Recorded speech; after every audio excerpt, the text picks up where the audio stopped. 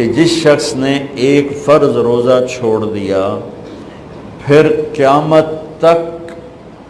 اس کی قضا میں نفل روزے رکھتا رہا تو ایک روزے کا یہ سارے روزے بدلہ نہیں ہو سکتے۔ ایک نماز چھوڑ دی اور پھر اس کی قضا میں قیامت تک نفل پڑھتا رہا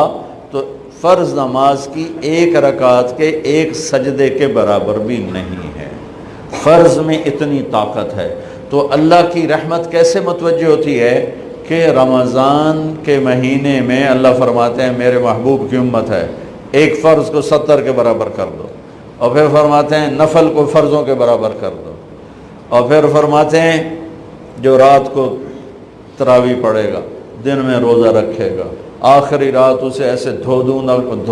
دھو کے پاک کر دوں گا کہ اس کے ذمے گناہ کا ایک ذرہ بھی باقی نہیں بچے گا،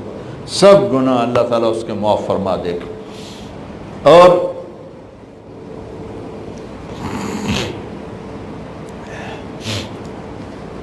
میرے نبی نے فرمایا من صام رمضان ایمانا و احتسابا، دوسری بھی من قام رمضان ایمانا و احتسابا، جس نے روزہ رکھا اللہ کی رضا کے لیے، جس نے تراویح پڑھی اللہ کی رضا کے لیے، اس کے پچھلی زندگی کے سارے گناہ اللہ معاف فرما دیتا ہے۔